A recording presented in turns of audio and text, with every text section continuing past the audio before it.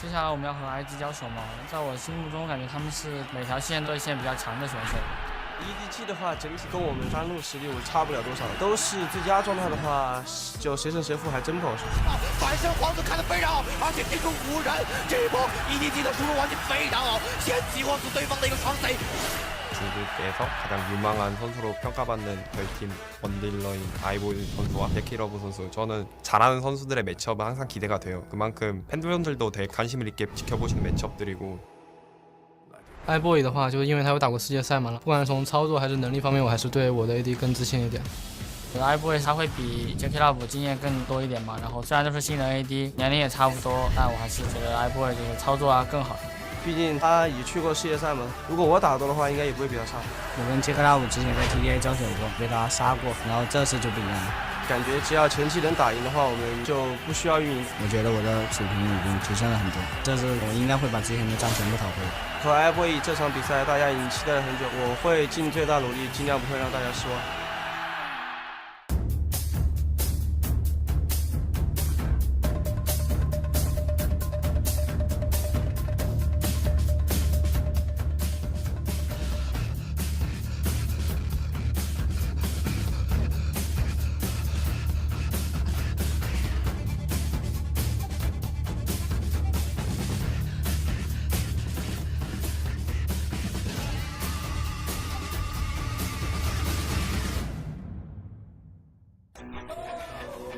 Battle of the rookie AD carries is about to begin. iBoy versus Jackie Love. The two hot new AD carries here in the LPL are about to clash, and I've got to tell you, looking over my shoulder, this arena is absolutely packed as Invictus Gaming riding a huge wave of momentum at 8-1 with some of the earliest and best leads in the league right now are looking absolutely unstoppable. Of course, longtime rivals EDG stand across from them. They have got a long legacy, a long rivalry, and today is going to be a new chapter for the likes of these two teams. Welcome, everyone. I'm Dom. We've swapped out Clement for the analyst desk here. How are you after that cast?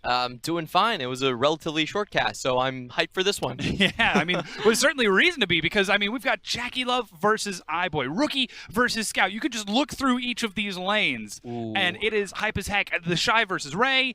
Let's start at the beginning, all right? Let's holistic views of these two teams. We've got the Trident versus the tip of the spear, as you so eloquently put it. Invictus Gaming, 3 pressure points versus EDG, the 1. Yeah, pretty much. EDG so far as a team has been the live or die by how far they can put iBoy in. He has the most damage share out of any AD carry, and they're so reliant on him to have a good game throughout the start to the end of the game that they first pick a lot of these really strong champions like Caitlyn and Callista for iBoy. On the flip side, however, though, I feel like IG, they have so many threats everywhere on the map. The Shy, the most damage dealing, he even has a higher DPM than Rookie in the mid lane. And you talk about Rookie himself, huge pressure in the ban pick, most champions picked as a mid laner, and really putting up very good numbers as well. They're not as reliant on Jackie Love to do well. Yeah, I mean, Invictus Gaming, like we said, we've got the multiple styles. They could play the support style where they try to set Jackie Love up for success. They could play where Rookie decides to carry. Still, the best mid laner in the league. This guy has been around for years, and there is a reason he's still on top. Of course, that being said, you know, we've got to talk about this bottom lane because it's iBoy versus Jackie Love, the two new AD carries and the clash of styles. Because as we just heard in that video, iBoy lost a few kills against Jackie Love last time they played in the TGA. Than a few kills.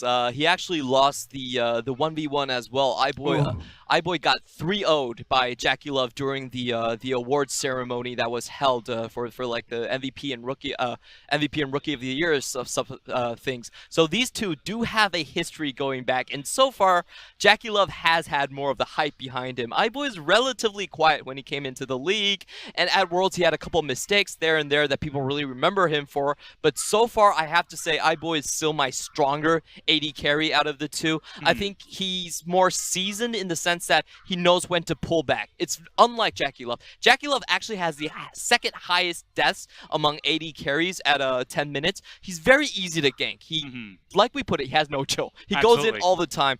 And really, when these two face each other outside of like solo tournaments, iBoy has had the better side. Two very young players, 17 for the both of them. That's a birth date of 2001.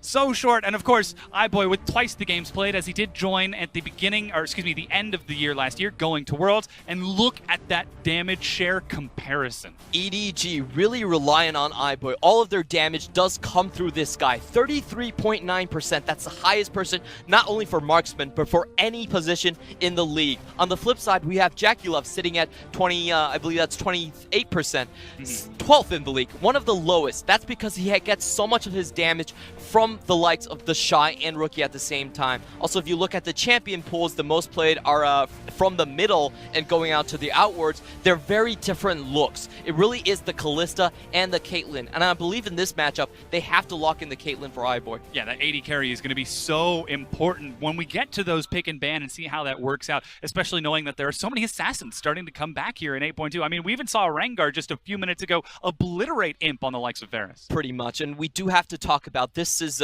pretty much iBoy's all eyes on me moment. Yeah. His teammates are going to be looking at him, and the Shy and Rookie are going to be looking at him. Traditionally, EDG has always banned out strong picks like Camille because they don't want iBoy to be limited. We were really going to have to see in the draft if things like Galio, Camille, and Zac come up, because those are the picks that can shut down an AD carry super hard. The question is, do you enable your AD carry or disable the enemy AD carry? And it'll be actually really interesting to see how those drafts shake out. But to get further into the matchup, you know, looking at, I can honestly just look and pick any single lane here on my notes. Let's take a look at top lane. The Shy versus Ray. Now, last time we saw Ray, he played against Rogue Warriors, and Rogue Warriors demonstrated a very interesting strategy in that game. They took Tahm Kench and they took Sion, and they just ganked Ray, I think 3 or 4 times in a row, and he could not get off the ground. We celebrate the fact that Ray is such a good top laner for EDG, but if you cripple him and you force the team to rely on iBoy, who has to go head-to-head against JackieLove, that becomes real scary. The thing about Ray is, even though he's good, but he's not really a person that will change the outcome of the game. He's like maybe 10 or 20% better than your average top laner, but in the grand scheme of things, he's there to absorb pressure and take away and really create space for iBoy to operate in team fights. That's his role in the team. He has a very defined role on the team. However, it's interesting to note how EDG is playing with the Ray in terms of the ban picks. They always hold on to him to almost the last pick, and they give him a defensive last pick. They don't use their counters in the traditional sense that we would think about someone like Imgoon, where he just picks, oh, Urgot, Kled, I'm going to kill you in lane. Instead, they go for a tank that isn't really countered, but is still a tank and serves kind of the same role in every single patch that he plays. And if we look at the rise of Ray, what he has been doing really well is finding those good matchups that he can play against other people, not really dominate the lane, but do well in. And the big thing for him was the Cho'Gath. I'm really excited to see what else he goes on. Yeah, those good matchups are actually something that's very important for EDG when you consider that Haro is the newest jungler to join the lineup, the newest player, I should say, to join the lineup for EDG along with the likes of Ray.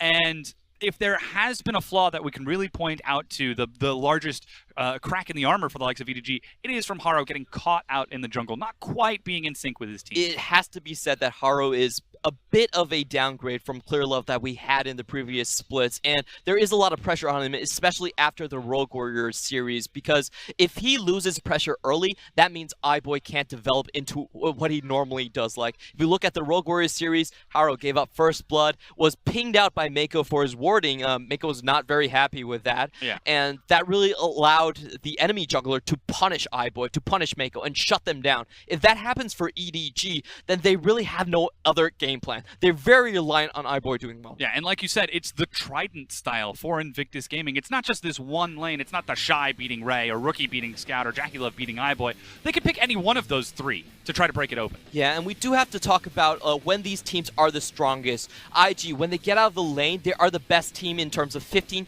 to 20 minutes. They get a 3K gold lead by 20 on average. So they're very strong at these mid-game team fights. Unfortunately for EDG, they also like to fight at this time, but their style is a little bit different. They're not the 3-man skirmish, they're the 5-man skirmish.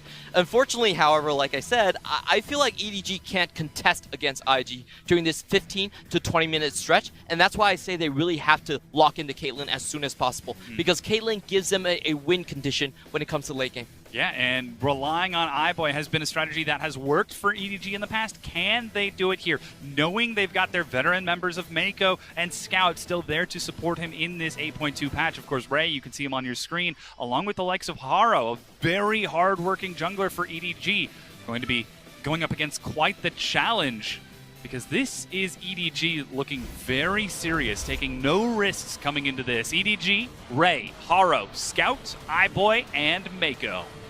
A lineup that they haven't changed the entire season. Scout has also been picking up, expanding his champion pool a little bit, and they're going to be facing IG, one of the best teams right now in LPL. And of course, their opponents on the other side, the Shy, Ning, Rookie, Jackie Love, and Baolan. A team of all-stars. Pretty much each and every one of them are the best in terms of their lanes. And we can look at the stats coming out here. The win rate definitely favoring IG. They are on a massive streak at the moment. Just about everything, really. The KDA is higher, the jungle percent is higher, gold per minute, and average win time 5 full minutes faster. We do have to say that this pretty much is the game for IG to lose. IG is heavily favored in this matchup. However, EDG do have a couple of points where they do hold an edge. Like we watched in the interview at the start of this matchup today, what Jackie Love said worried me a little bit. He said, if we can get out ahead, then we don't need to play macro. And I was like, I really wish that that wasn't your mentality. And that is the edge that EDG does hold. If they get an advantage and they run a lot more set plays than IG does, they can kind of choke out the map. They will always have a tempo lead going into specific fights, and they are the better team fighting team. Of course, EDG, always known as the intelligent team fighters. They've got these huge cross-map plays, Baron setups that the enemy team can barely see from miles away. This is really looking to be quite the matchup. And again, these teams have a long history. They've played 19 series against each other. The current record is 14 wins for EDG, 2 ties back when we were best of 2s with the split, and 3 wins for Invictus Gaming.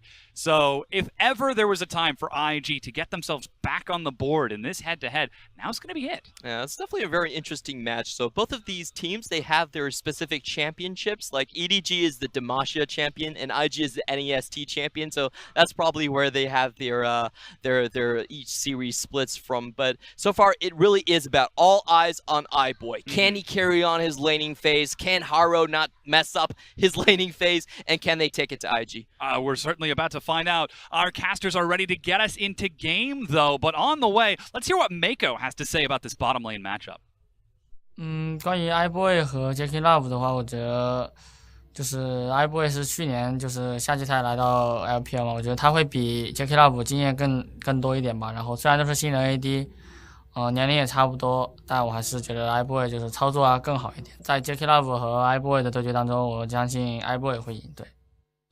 Mega putting a lot of faith and support into his AD carry moving into their match today. Invictus Gaming will be taking on EDG in this best of 3 series, and all eyes are focused towards the bottom lane. Certainly are, and of course you just heard from Mako that perhaps iBoy will perform better on the day. Well, sorry to burst the bubble, Mako, but it's a 2v2 regardless, and you're going to have to be a part of that laning success. So we'll have to see how it plays out, of course, in the 2v2 as we do get into this game, but it's all there. That's where all eyes are going to be. It's the bottom lane. It's the most exciting place to watch. It's the explosive rookies where everything's do or die. It certainly is going to be do or die for these 2 teams, but it's very different how these 2 teams have gotten into this match, because last week we were already talking about how it's going to be a big match after Invictus Gaming were able to take down Snake. This could have been the match to see who would come out first after cross-conference. However, since then, EDG have been taken down by Rogue Warriors. They 2-0'd Sinning Gaming just before that, and they did not look clean, did not look pretty. Then Rogue Warriors come in, they snatch a 2-0 against EDG themselves, and 0 kills for EDG in an entire set play against Rogue Warriors is devastating. But of course, the mid lane, it's not just the AD carries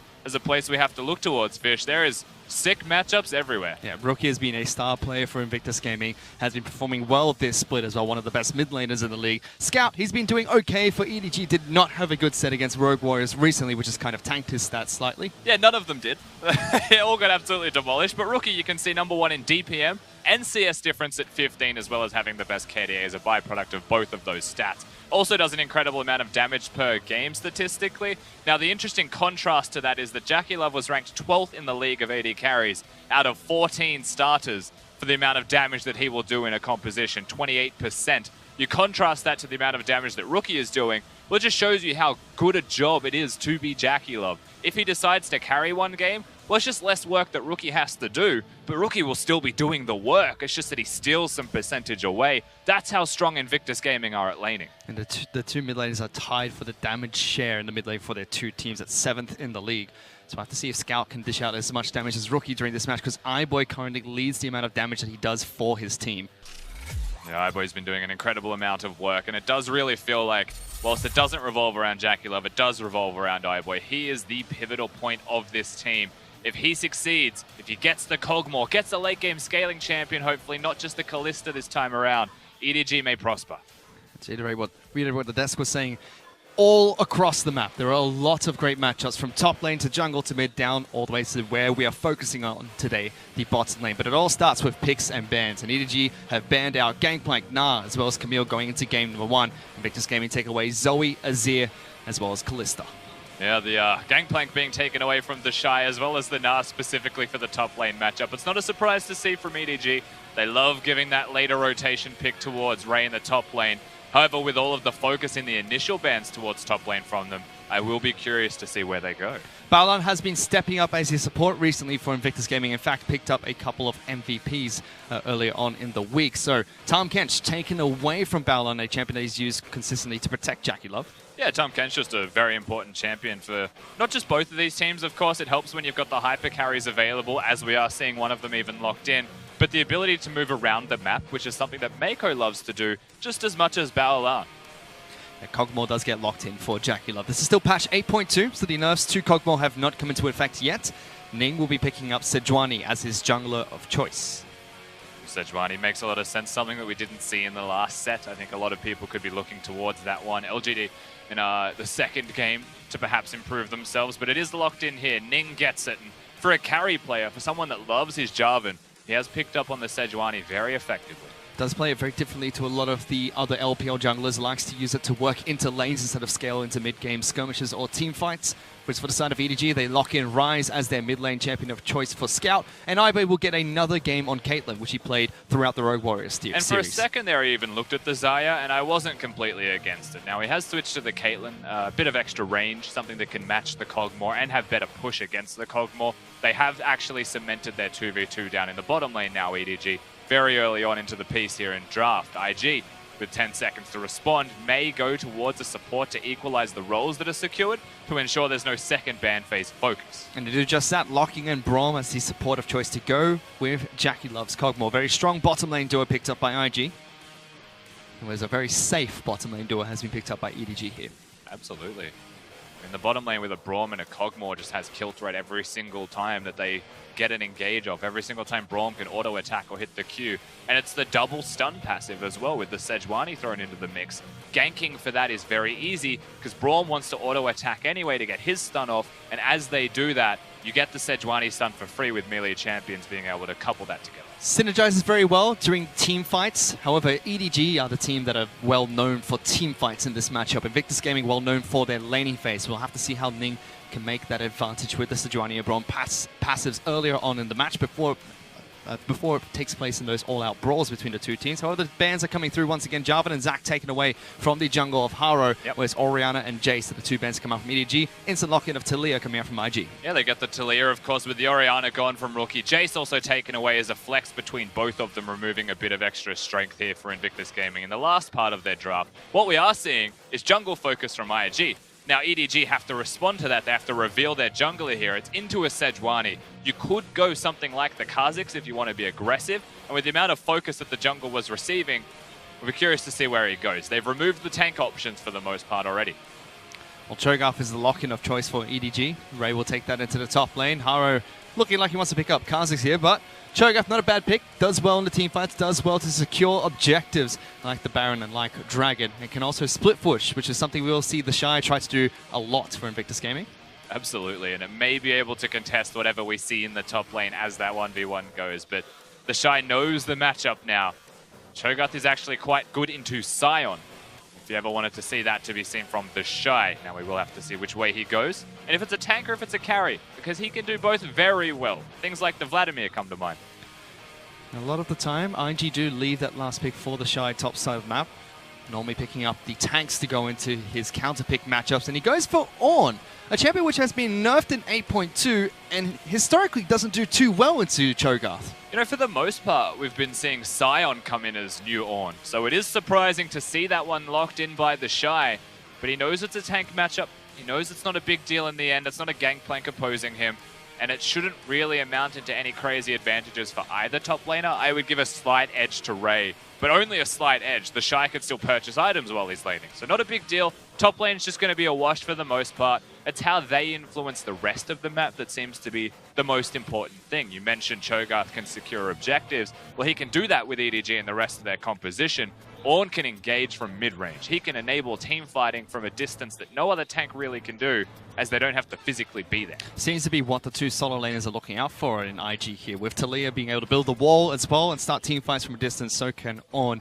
On top of that, Sejuani with the non-committal ranged ultimate that allows it to engage from a distance as well. IG really looking to see if they can pick up a couple of skirmishes here and there before going into team fights. And they must be feeling good coming into this match, because they know that EDG have not been performing well recently, whereas they've been able to take down Snake in one of their last matches. And since their first match against RNG, they are still undefeated in the LPL. IG are currently the best team in the LPL. They are above and beyond the best performing team so far. Rogue Warriors are the ones giving them a run for their money, but they're in the same conference, so there's a couple of weeks still separating them, meeting each other one more time. Last they met, IG were the victors. So EDG fighting for what feels like third place in the LPL League, which could be first place in their own group.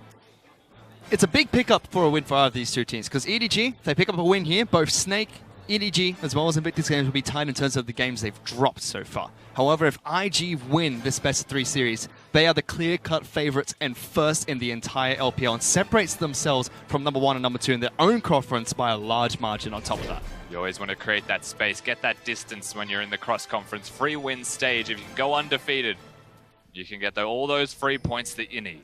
But it all starts with the first match. Champion Select is over, and now we're getting on to Summoner's Rift for game number 1 between EDG and Invictus Gaming.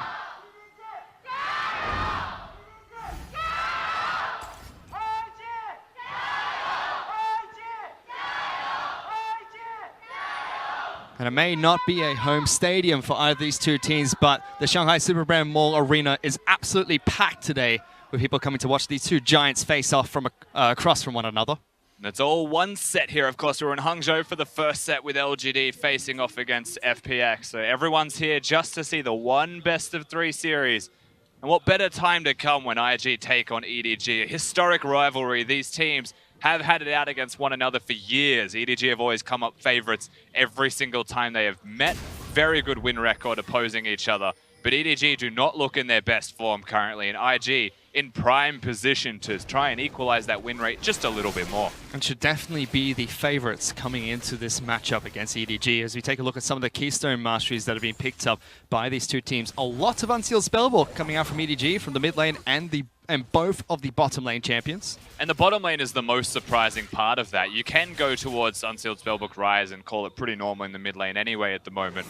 But Caitlyn used to go for it all the time. And then you started to see that phase away. Press the attack or fleet footwork proved to be too valuable, too strong, and having lane control, having that lane kingdom seems to be the most dominating part of it. Well, the Unsealed Spellbook contributes a little bit towards that by your ability to teleport back to lane. It means that you can use your health bar as a resource. You can push aggressively if you want and make that work. Well, we see some incredibly aggressive trades top side of the map. Grasswood and Dying picked up by both these two top laners. Ray gets the upper hand to kick things off as he was able to get into lane nice and early. Still, the fan favorites here seems to be EDG picking up the win today, despite the fact of how dominant Invictus Gaming are at the moment. Definitely have a huge fan base, EDG, one of the more historical organizations. Absolutely. Haro now moving towards the jungle as well. Now he's got that blue buff, has the ability to go aggressive and secures himself the scuttle. You can see at the bottom of your screen, of course, the history between them. It was mentioned on the analyst desk, but EDG are 14 to IG's 3 in terms of matchups against each other. The two in the middle was ties back when the LPL was in best of 2. They tied twice. So historically has gone in EDG's favor. Question is, can IG use their current form to try and take them down? Ning goes for a little duel against Haro over his Raptor camp. He's able to pick it up with a Smite secure. Yeah, now regardless, as long as Haro can see Ning, it is a blessing for all of EDG. You can see Ray still winning the top lane rather comprehensively. The bottom lane is pushing and mid lane is going equal, but it's Arise trying to scale up towards his tier and get a good recall timing in there as well. As long as Kha'Zix finds Sejuani, doesn't need to kill him, then EDG are doing well. So far, very good pressure coming out from Ray, top side of the map. Mid lane is fairly even between EDG and IG. Bottom lane also a stalemate at the moment. Rookie has got some good chip damage against Scout, but he should be able to heal up nice and easy with his potions. And he does have minion dematerializer as well in the mid lane to try and keep up with the push that Rookie has on Talia. And again, all eyes on this bottom lane. There's the stats between JackeyLove as well as iBoy. And you think that this would be fairly passive for a while, but eventually one of these two AD carries are going to get hungry. Start to be a little bit more aggressive. We are looking at a Cogmore for JackeyLove in game number 1 here, and if his damage is currently 12th in the league, this is his attempt to bring it back that little bit more. Late game scaling AD carry, someone that wants to deal a large brunt of Invictus Gaming's damage. They've even veered away from the carries in the top lane, having that on there. So JackeyLove, one of the 2 pivotal members for IG's success coming into this first game. He's definitely got plenty of protection in this match from the team composition that IG have drafted. On top of that, Kog'Maw has benefited so much from items like the Guinsoo's Rage Blade recently. And on top of that, in the LPL we have a couple of AD carries that change up their Kog'Maw builds from time to time. Yes, we do. Seen that from the Rogue Warriors going for the pure crit build as well. However, bottom side of the map, you can already see JackeyLove taking a bit of damage from iBoy, who is standing inside the brush. Good shield comes out from Battleland, protecting his AD carry. Yep, they've got the Guardian down there for the Braum, so you can see the difference in Keystone Masteries and what that really means here for each respective 2v2 lane. iBoy wants the push, wants to recall and be a little bit more useful, whereas the other side, they want to be stronger in lane, they want to last longer in lane. And we are also looking at Sejuani's runes, and I don't know about you, Fish, but one of those seems a little bit different to me than normal. It's not quite an inspiration tree. He's gone towards domination in the secondary. Bit of a, I think it's Relentless Predator, the name of the rune. We got Move speed. Zombie Ward as well, I believe, but meanwhile, Scout in mid lane taking so much damage from Rookie. Used the cleanse instantly, throws a couple more rocks, but can't find it as Scout is forced to flash away. Ning was waiting in the wings in case anything went wrong for Rookie as well. Well, Ning's now just here to help Rookie reset lane. It's worked ground pretty much everywhere. He doesn't want to get ganked, and Rookie seems to want to reset. Now, there's no flash for Scout, but he has got the spellbook, so he can swap to teleport anytime he would like here. Just needs to try and clear this one out. Ning was babysitting during that time. So far, so good for IG, but they're not winning lanes. They are just holding on in lanes, and I mean, that's a pretty big deal for IG Fish. Scout also holds on to his heal so he can swap that out for teleport with his unsealed spellbook, and he does so to get back into that mid lane. Bottom side of the map, Haro is trying to make his way down into the bottom lane. There are no wards placed in the river at the moment. He has not been spotted out just yet. An interesting note, of course, is that the flash being used by Scout, and of course he will swap to teleport, it is predictable, is that both summoner spells are now missing from the middle lane. If they gank him, not even just kill him, gank him, they get the stopwatch, they get the ultimate. If they do half of his health, then IG are winning lane even harder than they were just by being there in the first place and having a nice little 1v1 between Rookie and Scout. Well, Scout uses that teleport to get a cheeky recall in, picks up his Catalyst. Already had his tier complete from his first return to the Fountain. Top side of the map is going exactly how we saw it early on today. As Ray is still pushing in against the Shy. Shy running out of mana, but trying to build as many items as he can to stay in this lane. He's out of one of the 2 resources that the man needs to survive through that laning phase and sustain, so it means that Ornn will be going for a recall sometime soon. That's a free recall for Ray on the Cho'Gath, so plays the lane out appropriately. Make sure that if nothing else, they will be matching teleports, which is a big win against the Norn. Usually is able to upset the tempo of the lane and force you to teleport earlier. Both AD carries return to base. Mako and iBoy swap out for teleport to get back into that lane a bit faster. JackeyLove's able to do so with his own unsealed spellbook. However, Battleland is forced to walk back to the lane. Doesn't miss too much. JackeyLove was able to hold it off the tower for a little bit longer. Battleland also putting up the door in front of all of the ranged minions as well as Caitlyn, trying to optimize and prolong the tower's life. But a second headshot rotation for iBoy, playing out the bottom lane exactly how they should be. Every single time IG go for a recall or they get pressured away, the teleports are used, they get extra chip damage onto the turret. And that means that soon, it will start to drop down, already at half health. We've seen the first blue buff pickup coming out for EDG shortly, as Scout will pick that one up with the help of Haro. And you have to think with the very quiet early game between these two teams. Uh-oh. EDG... Oh no, they're just giving up. They don't even want it. Oh no. EDG should be fairly happy with where they are right now because it's very quiet between EDG and IG. And although IG's team composition has drafted really well to look like they're going to team fight in the late game, that's exactly where EDG want to be in this matchup. Yeah, that's the stylistic difference at the moment. If EDG want to be late game and IG have drafted for late game, the interesting part there is that IG really don't want to be there. They've just drafted themselves a stronger version of if they get there, how can they navigate through those team fights. And IG have been struggling with team fighting in the past couple of weeks. They know it's a problem, but they're still trying to remedy that. And I think this draft is a decent way to counteract the fact that they've been struggling there. But still, we haven't seen that aggressiveness that we normally see from IG during the laning phase. No massive leads. The Shy has been shut down by the counter pick from Ray in the top lane. Bottom side of the map has just been a farm fest between the hyper carry against a Caitlyn who normally shuts down lanes nice and early. This is so calm, Fish. I mean, we just watched LGD against Fun Plus Phoenix. I don't know what I was expecting, but my expectations are through the roof on the aggression that I want. Well, here's some aggression in the mid lane as Ning goes for a gank against Scout. Tries to get shoved backwards. He doesn't use his ultimate to get out because Haro is here for the counter gank. Good damage going down on towards the jungle. It flashes away. Scout's going to follow through. Haro jumps forward and first blood is picked up by EDG. Tries to get some extra damage on the Rookie, but Rookie is the one that's trying to turn it around. Scout going to throw down his ultimate. Brings Kha'Zix back to safety and away from the damage that comes out from Taliyah. Really clever from Scout, actually, to use the ultimate to walk away from the area. No chance of a shove, no chance of an interrupt. And Rookie, he was feeling it. He was hungry for the 1v2 double kill. Some redemption for the Sejuani. But ultimately, Ning has just found out how much it hurts to not have a stopwatch in a 2v2 skirmish. Certainly has. Meanwhile, Mako taking so much damage in the bottom side of the map as well. JackeyLove as well as Battleline being a little bit more aggressive now that Cogboss being able to pick up a couple of components of his first item. The thing that stands out to me the most so far, Fish, is that JackeyLove and Battleline are doing a very good job of holding on to their tower. They're starting to push back just a little bit more aggressively. They've gone past that first teleport point in the game where iBoy and Mako chip away at the turret. The question for me is, do iBoy and Mako ever consider keeping those teleports? Because they probably shouldn't. They should look towards something more defensively now instead, as Ning, yes, he used his ultimate once already, but he'll have it up and available in about a minute. He may look towards bot lane. He may utilize Rookie on the Taliyah, who has got level 9 and has got complete push in that middle lane now. We already know the synergy between Sejuani as well as Braum that could help out with those bottom lane gangs, and the fact that the Shy has been consistently pushed in here is the only worrying thing that IG should really watch out for in those ganks, because Ray, as priority on that top side of the map, can start to rotate as he is now just to get a bit of vision in the river. Yeah, it depends what you mean by worrying as well though. Like ultimately, if it comes towards a teleport in the bottom lane, they should both just be able to teleport, but neither of them have. So ultimately neither of them have teleport. They haven't teleported, of course. They went towards their own lane. Realistically, what that means is, as you mentioned, some deeper vision in river if they would like. If there's a control ward that he wants to place in the river, but he doesn't have one, it's super defensively in his own tri-bush. I don't think it means a whole lot.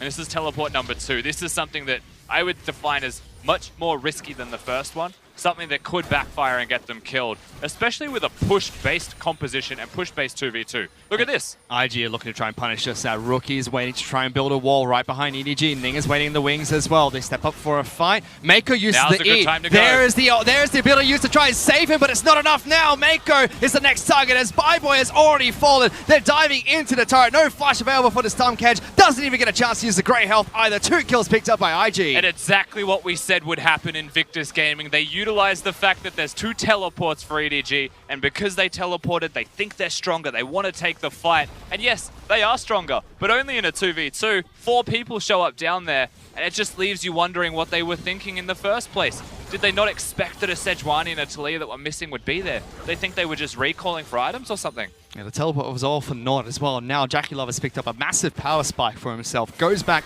buys the Gwynsu's Rageblade with the 2 assists that he got, and crucially the 2 kills went to Rookie in that mid lane. And the biggest part about this engage, of course, is that they've avoided Vision IG, and the eat comes across from Mako. Now that eat wasn't necessary, but he spits him out aggressively. Straight into a shove, straight into a Sejuani ultimate, and now you get to see the Sejuani and Braum passives at play here. Back-to-back stuns, Mako with no chance to get out alive. Such a good team composition from Invictus Gaming.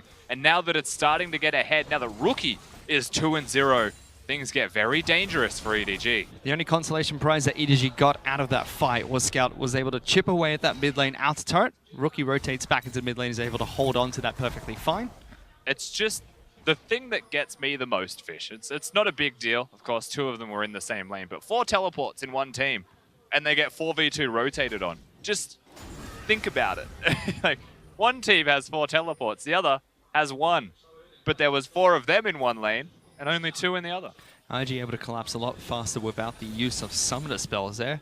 EDG's bottom lane is already swapped out for more defensive summoner spells. Mako goes and picks up a cleanse. iBoy has heal now. Those are still on cooldown thanks to the use of teleport earlier on. Haro is still trying to get some vision onto Ning in the jungle. Rookie's rotating over to make sure he can protect Sejuani if anything breaks out between the two teams. And I would still say the 2v2 between Scout and Haro against Ning and Rookie is decent for EDG. They can look towards fights right now. They're still fighting for vision control.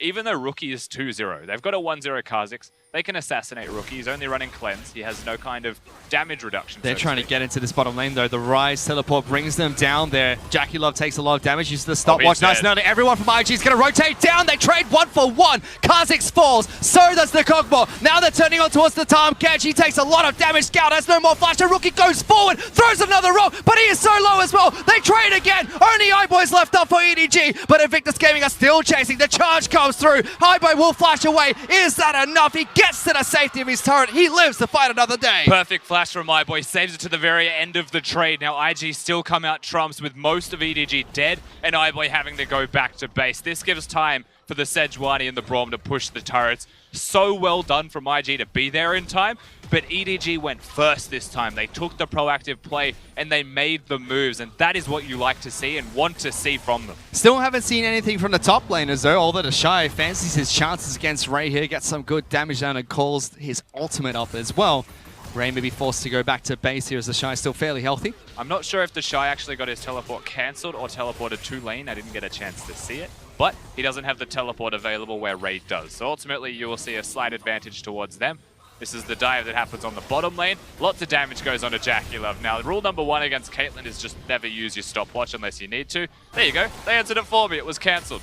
Suddenly, JackeyLove was dead. Anyway, Rookie's here, and he gets to come forwards. Now, Rookie's number 1 mistake is that he flashes forwards to try and secure a kill, presents himself effectively to the side of EDG for a free kill. We mentioned he only has a cleanse. Well, you can't cleanse damage. No, you cannot, but JackeyLove did a good job of buying time for Invictus Gaming to rotate down into the bottom lane. This time, EDG, as you mentioned, got there first with the use of the Rise ultimate, but that was not enough. IG equally as fast in the counter there. Still much better from EDG in general to be there at all. Something that happened in the last engage when Rookie and Ning were down there uncontested, 4v2, was that Scout was just pushing mid lane. Well, Rise with teleport can now rotate. Of course, he's swapped out the teleport, but he still has his ultimate and he's level 11, so longer range. And IG are pinging to try and see if they can make a play in the mid lane. Ning trying to sweep out a couple of wards. Spotted out by Haro though, who moves over towards his Raptor camp. As we approach the middle of the match, still IG hold a 1,000 gold lead for themselves over EDG, but nothing too drastic for the two teams. We said it before, Fish, after the first engage bottom lane, that Rookie and Ning may not be able to win the 2v2 skirmish as it breaks out, but Rookie comes bottom and gets himself a 3rd kill, where Scout has only picked up the assist. And now in the actual item difference between them, the next time that Rookie gets a chance to shop, he should be able to fight in the 2v2. The Kha'Zix is going to be a non-factor. Full lethality against all of the magic penetration that's already there. Oh, but they've locked down iBoy again. Mako will keep him alive for a little bit longer, but his great health has been popped. Spits out iBoy. He'll net over the wall, but it's not enough. JackeyLove has that range. And again, IG get 2 more kills in the bottom lane. And honestly, why go mid when this is working for you already? 3 to 7 in kills, all of them down in the bottom lane as well. So incredibly well done from Invictus Gaming one more time. There's a small brawl top side of map. Ray and the Shy going at it. The Shy has the upper hand to kick things off. Charges forward on top of the Cho'Gath as well. Ray now retreating back towards his turret. The Shy, does he have enough damage? Flashes forward, but flash for flash in the top lane. Good respect flash from Ray, using it at the correct moment. The Shy using his flash, not actually respecting that it could just be an advantage, not a trade. In the end, top laners, they're fighting each other because they don't want Ray to teleport. Same thing happened last time. These top laners are on an island, but it's explosive. I mean, it's expected. We already know that this matchup between EDG and IG, you can look at any part of the map and you're going to get a unique matchup between the two teams. However, all eyes are in the bottom lane. That's where all the action has been. So it's natural that the Shy and Ray have been on that island top side of the map. Scout, though, might be in a bit of trouble. Tries to take the round, but he can't. Ning gets it cancelled. Scout's forced to flash away, locked down by the frozen that comes out from Sejuani, but does have Haro close by to keep him alive. Scout sometimes gives you these golden moments where he uses the ultimate in this case, and he could have just walked away Ning didn't have the ult. Instead of just walking, he uses the ultimate, gets interrupted by a headbutt from a boar, and has to use 2 summoner spells for no reason. Oh, Scout is an absolute gem sometimes. But he does rotate to the Rift Herald, helps Haro pick it up. So EDG get that objective. That's a turret in their back pockets to try and equalize this match a little bit. The Shy, though, after being bullied very early against Ray, now has the upper hand in this top lane matchup. He actually went Grasp of the Undying with the Sheen as well, so a bit more aggression and damage in the top lane 1v1 duel. He does want to be hitting the Cho'Gath. Of course, Cho'Gath wants to be hitting him too, so I really do like that idea. With all the rotations that Invictus Gaming have been making, the mid lane outer turret for IG is very low after chip damage has come out from Scout. Yes, but the next step for IG, because they've already got the bottom lane outer turret, is to go mid lane or to top lane. Invictus Gaming have the tempo, they have the advantage here to make the next step as they see fit. EDG are left only to respond. So if the mid lane turret has been chunked down, that was because Ryze was facing off against Taliyah. This time around, a Kog'Maw is pushing mid lane with a Braum, and the Kog is fed. Caitlyn's job is just to clear waves, just to hold on. It means that the turret should not drop down. And IG, they don't need to go anywhere else. They can use this as a point to dive. Mako and iBoy are just sitting ducks. And they're being parked in the mid lane. JackeyLove and Baolan are staying there as well. Both AD carries have hit that 2-item power spike. JackeyLove, though, with the Guinsoo's Rage Blade and Wits End, is going to pack a punch in these skirmishes or team fights. Bottom lane outer turret has been chipped down quite heavily by EDG as well. Whereas top lane is in favor of Invictus Gaming. A couple more pushes from the Shy and a few more good trades against Ray would allow him to take that down. And just look at the wards in the bottom side river. It's just too many. It's a straight line. They can go from river to river. Bottom lane, they can defend it. Rookie can disappear. And he could be mid or he could be bottom, and EDG would have absolutely no idea. This turret should drop because the Tahm Kench had to recall. And there you go. Ultimate gets thrown out by Rookie, and that ward line allowed JackeyLove and Baolan to step up so aggressively. And despite the fact that EDG had the turret damage in the mid lane, it's IG to pick up that turret first. And this is one of those instances where you will say the vision battle is the sole reason that the turret goes towards IG. Yes, they were stronger in the 2v2, but they were chipping slowly at the turret. We saw a full movement from IG sending 4 people there. And they're able to do that by having vision control and knowing that Mako had no wards left. He actually had to recall and use his ultimate to even get close to the turret. By the time he got there, it was dead. So EDG will be able to return the favor and pick up a turret for themselves in the mid lane, but IG take that opportunity to pick up the objective first, making sure that EDG don't have any opportunity to get back into this match as early as 21 minutes in the game. They still hold on to a decent gold lead for themselves. 3,000 gold ahead of EDG. This Kog'Maw is going to be such a big problem. A 4-1 Taliyah is going to do damage enough as it is. But with a Sejuani, a Braum, and an Ornn to stand in front of a Kog'Maw that is currently 215 with 2.5 items, they are scaling up faster than you would expect. Then again, they are the team with the fastest game time when they win. 30 minutes. Leandri's Torment pick up by Rookie as well as the Sorcerer Brutes means that everyone except for Ray is going to be taking effectively true damage from this Taliyah if the magic penetration is enough.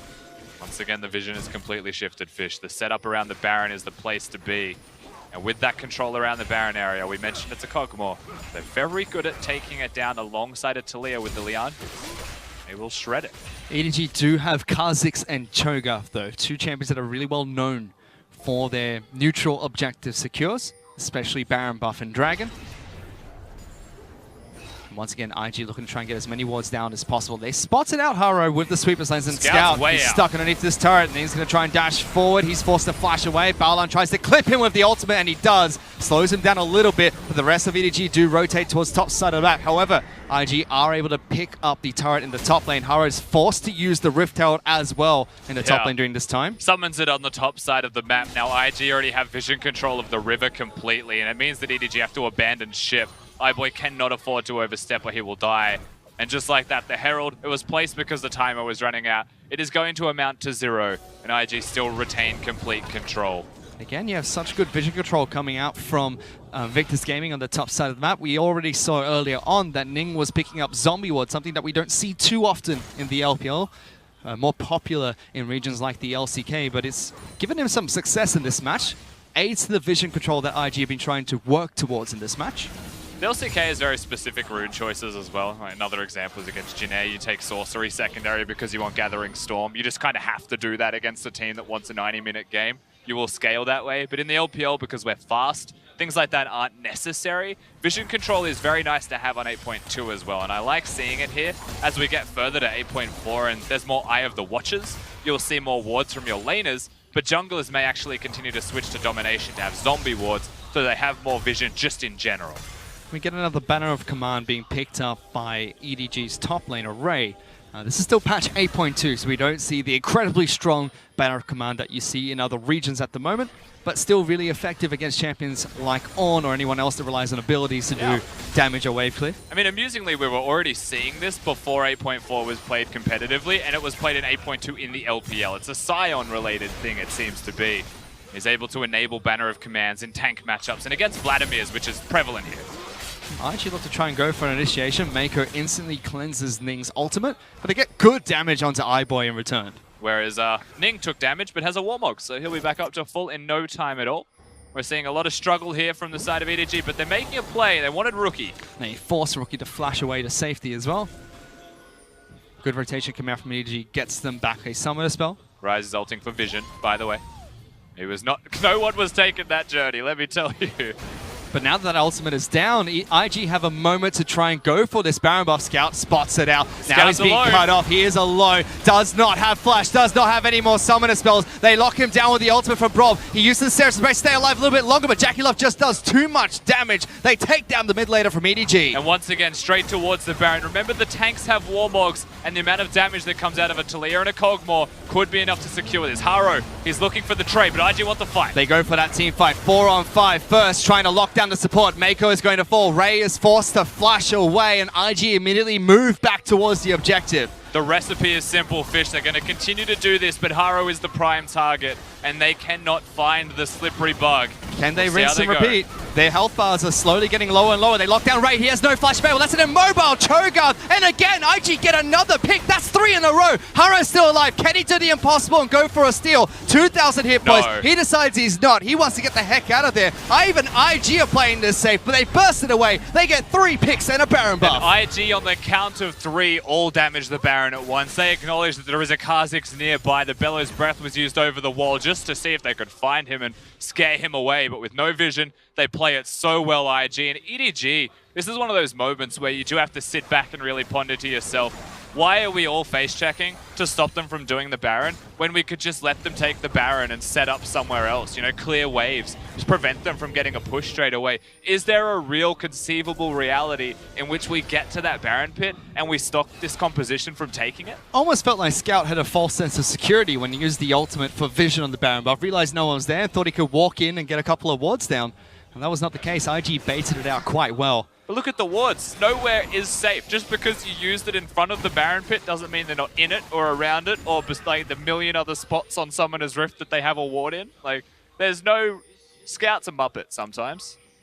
Sometimes. He's a cookie jar. Scout's a cookie jar. He's a cookie jar. How is he a cookie he's jar? Just sometimes food.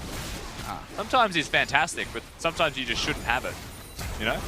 Well, they're still going to go for a fight in this mid lane. They first try to lock down JackeyLove, but everyone from IG's there to protect the Kog'Maw. iBoy's already dead. Haro falls shortly after, and they wipe the floor with EDG. Only Ray's left alive, and he's nowhere to be found. And 2 Banner of Command minions with the Baron buff start barreling down the mid lane. Clean as you'd like, the team fight is secured. They may just continue and look towards the end here, near immediately, Fish. We're 26 minutes into the game, and they might have just straight up done it. Double Banner of Command minions with Baron buff. Everyone from IG left alive. 27 minutes into the match, and they're already marching onto EDG's Nexus. Nobody's going to respawn in time.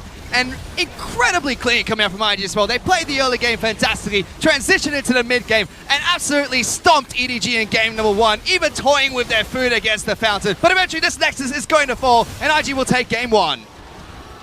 And what a quick game, what a strong showing from Invictus Gaming. They came into this set and it was spoken already. Maybe it's worrying that Invictus Gaming don't have team fighting prowess, but who needs that when you can just lane? Have that lane kingdom in all 3 lanes. This time they choose bottom, they choose the 2v2, and they make iBoy and Mako hurt. We never even really saw a 5-on-5 team fight where EDG tend to shine. The only time we could have had that was when Scout went for the face check, and then 1 by 1 they went to try and stop the Baron buff, but IG decided they were going to turn, and every single time took someone down with them so they could go back to that objective. Of course, it does go both ways, Fish. There's there's this strong ideology from IG of what they want to do, and I agree with what they wanted. It's get the picks, get the team fight, or get the objective after the pick was there. They were strong enough to control vision, threaten areas of control with a Talia, with a Sejuani, and the Braum to lock people down. So find the picks, and they do. But EDG, Scout goes in and dies, so they start the Baron. Next person goes in and dies, so they kill him, then start the Baron again. And on the third time, you see Ray walk towards the Baron. You're like, for Christ's sake, man, you're not going to get it. What is your walking there going to achieve? But he dies, and then they get the Baron. And IG used that to snowball the game. EDG tried to go for a Hail Mary teamfight in the mid lane, tried to take down JackieLove during that late game skirmish, but it's just too little too late. At that point in time, IG were just so far ahead that you can't really teamfight them even. Yeah, that much I do respect from EDG. They knew it was pretty much over. They wanted a desperation teamfight before the Baron and the Banner of Commands could be used. They gave it a crack, but it was not going to be enough. Yeah, it was not enough for EDG to pick up game number 1. That goes to Invictus Gaming, but to break it down a little bit further, let's send it back to the analyst desk. Thank you, guys. And Clement, I have got to say, I was so impressed with Invictus Gaming. I think I was talking to you a little bit about while we were watching the game there. They weren't just playing against a Caitlyn and a Tahm Kench. They were playing against iBoy. They were focusing on the player. He's got a tendency to step forward. Well, we're not going to gank him right away because we know he'll sidestep. We'll gank him the second time he steps forward. That's when they started to get the snowballs, and that's when they started to pick up those momentum. Yeah, they knew his tendencies very well, and they were also waiting for that Tahm Kench to use his Devour. Once that was gone, they instantly came in and picked iBoy off, which really started the snowball for Invictus Gaming. The play is right here. You can see it. iBoy goes forward. No vision in the river. Just uses Devour, but that is who iBoy is. He will always step up to that type of a challenge, and they just knew it. And this brings me to my biggest point about why EDG, I feel like they aren't doing as well as they have been in previous seasons. They have tunneled way too much into this bot lane. They are a very iBoy or nothing team, and teams know this. Good teams will always focus on their bot lane, and if they have a bad early game for their bot lane, they actually just can't win games, which is a huge problem. And that's what we saw happen this time. I mean, first of all, there was that gank that you just saw on your screen, but we saw it so many more times, constantly coming in through the Dragon Pit as iBoy is checking for a ward. I mean, Ning was, all he had to do was find one good bola onto someone, and then the rest of IG would collapse. And that's really the problem, because EDG, they have their best shot caller and their best player in the same lane. If that lane doesn't go well, they immediately collapse. Now, if we go to the ban picks a little bit, I actually feel like EDG got what they wanted. Like we said in the preview, they wanted the Caitlyn because she had that late game, she had that lane control. They got the Caitlyn. The way they did it, I think, was really smart. So basically, if you look at IG's draft, they were forcing them. It was like, if you take Caitlyn here, I'm going to take Kog'Maw, Tahm Kench, and Mako, very intelligently, they actually took the Tahm Kench first, still got the Caitlyn anyway, and got the winning lane at the same time. So there's a lot of beautiful things that are coming out from the draft. They also know their weakness. You know, a lot of respect banning the Camilla and the Gnar, those win conditions from IG. All of this we kind of talked about and predicted. But even though they had this kind of game plan going in for them, it didn't work out. The laning just fell apart. And what I feel like they really need is they need Haro to be there a lot. They need Haro to kind of give up a lot of his farm and really just stay bot lane for the majority of the game. You're exactly right. I mean, we can see on the last pick here, the Kha'Zix was the final draft for Haro. And even then, during the duration of that pick and ban phase, it seemed as though EDG were like, well, they've banned Jarvan, they've taken Sejuani, they've banned Zac. We can play Kha'Zix, I guess? I understand the Kha'Zix picks because it's something that gives you very easy vision to the enemy jungle once it's past 6. But pre-6, if they find out where you are, and that's what actually happened in that game, they caught out Kha'Zix pre-6, they were able to punish the lanes very well, and that's kind of a massive problem here. It's not just like the bot lane being outplayed, it's really about the jungler and the mid laner being the IG's jungler and mid laner being much more in focus, knowing what objectives to go after.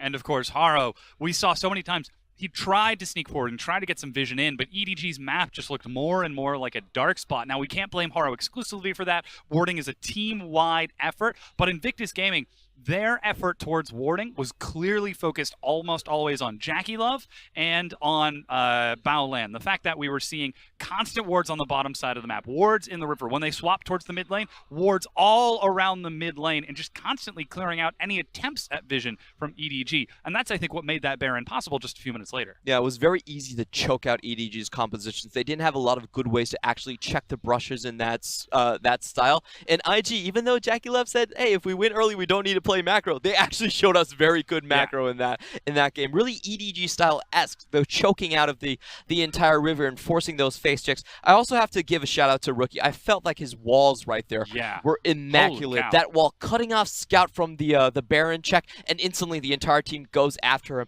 Also the same wall that really cut EDG out of the defense as well, you know? Yeah. So it's just immaculate play, and that's the danger of Rookie. He has so many champions that he can play. He can play so many styles.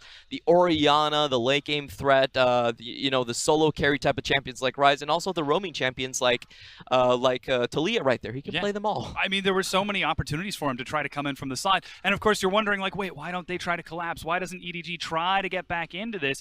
They couldn't even teleport. The Ornn for the Shy, on the top lane, anytime Ray would back away from the minion wave, the Shy would just follow, keep him in range of the Ornn horn, interrupt any chance to try to turn fights around. The only winning lane they had was the Ryze into the Talia matchup, but the Ryze was going into a lane where they already lost tower. So that never impacted the game. And this really leaves the question to who's going to be the hero for EDG? Who's going to step up? What happens if iBoy and that lane doesn't go well? Because that's going to happen. In normal League of Legends, you don't always win lane 100% of the time. You have to think about your strategy and planning outside of the other 50% of the time where IG can't shut down iBoy. Well, that being said, our MVP, our man of the match for that game 1 will go to Ning in the jungle. 3, 1, and 10. Though his damage percent might be low, he had to do one thing: land, crowd control, and allow the rest of his team to follow up on the kills. Pretty much. Didn't work out very well for the early 2v2, but he was able to focus down the bot lane. And just with that, EDG don't have a strategy anymore. And if he can continue to outplay Hara on the map, I don't really see how EDG are going to claw their way back. We're going to have to see the Scout from previous seasons come back. He has to be the hero for the team once more. I mean, we saw that potentially flare up at the end of the game with the last team fight that EDG attempted, but tragically it just was not enough. Now, we've got to take a quick break while we get ready for game number 2. Again, this is Invictus Gaming versus EDG. Ladies and gentlemen, if you go somewhere, it's a bad decision. Stay here. We'll be right back with game 2.